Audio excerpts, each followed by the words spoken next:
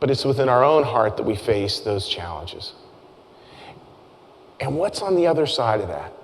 Like, there's a real basic, simple, beautiful equation here that's incredibly powerful. And it's the idea of that what we have here is we have this idea of a challenge followed by the ability to go out there and be a healing presence in the world. Challenge and healing. Challenge and healing. Challenge and healing. I don't believe God gives us those challenges so that we can be a healing presence in the world. I believe those challenges happen because life isn't perfect. And God holds those challenges, and that those challenges allow us, in God's grace, to somehow be part of healing out there into the world. Now, with the old frame, so much of it is about can I love myself, loving myself, loving myself, loving myself.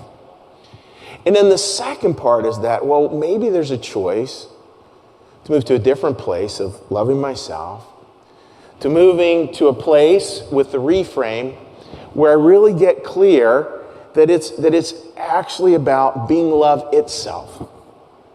Loving myself, being love itself. Now, let's just look at this for a minute. I mean, I think so much of life, again, like it's a frame, right? And we get to kind of fill in what's in there. Whoops.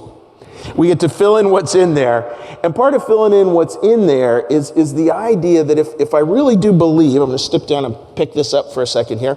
If I really do believe that it's all about me, that essentially I want to frame life and I just want to frame it with a mirror, I can look to that, but I'm not really getting a ticket that moves through that. I can look to that, but I'm not really getting the all-important ticket that moves through that. That moves through that.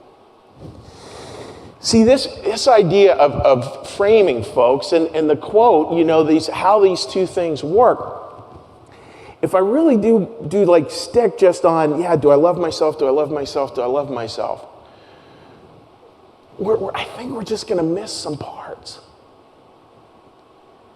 And I think the frame, if I was to be so bold, that frame is too small to hold the life that God intends for you.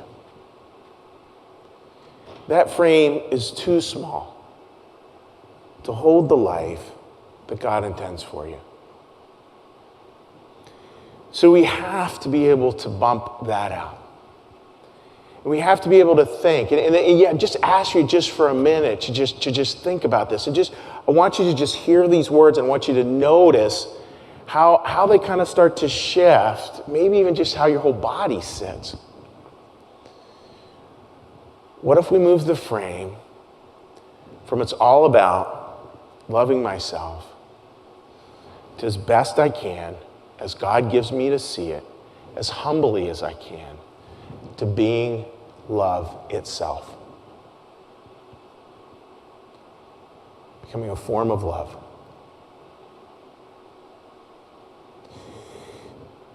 That idea of it's all about my own self-esteem and my own self-image is a pretty small mirror. I say that purposely. It's a pretty small mirror.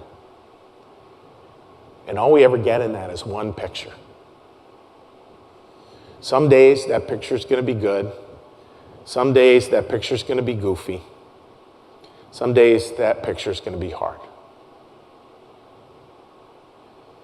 It's a small mirror. God's asking for a big window. He's asking for this small picture to bump out into a new frame that's much wider and that's clear. It's not something we go to that looks right back at us. It's something we go through that allows us to see others, that welcomes in so much more out there into the world. There's a cost to that. There's a cost. The cost we move from this to this is heartbreak. So I want to share with you here, some words from somebody who I think the world of, Kate Ballard. And I'll quote her a lot because she is such beautiful insights. She's a Christian professor down at Duke Divinity School. She teaches on the history of Christianity. She was diagnosed with stage 4 cancer, I guess probably 5 years ago now. And she's got a young family, and she has managed just to keep her life going. Great book, by the way, that she wrote was Everything Happens for a Reason and Other Lies I've Loved.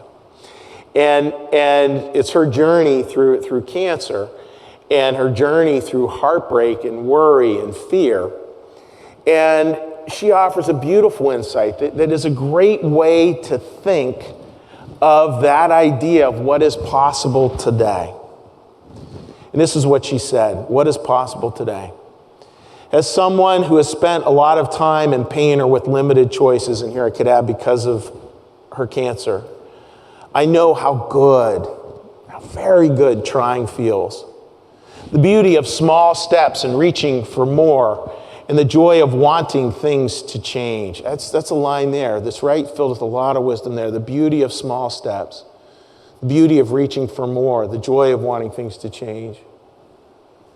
So, here's the way I think about finding that small space between those two opposing ideas, that everything is possible or nothing is possible. And that's where she's kind of a little bit, where our culture can do that. It can look at these situations that are really trying, and we go, well, everything's possible here.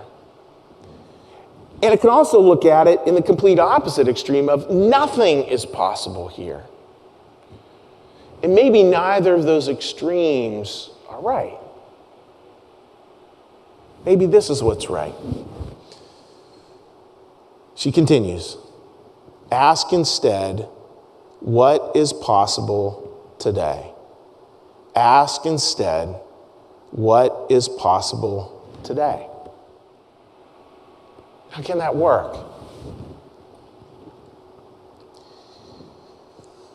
What I know in terms of how God answers that, He answers it with what He gives us. He answers it with what He gives us. And a final word.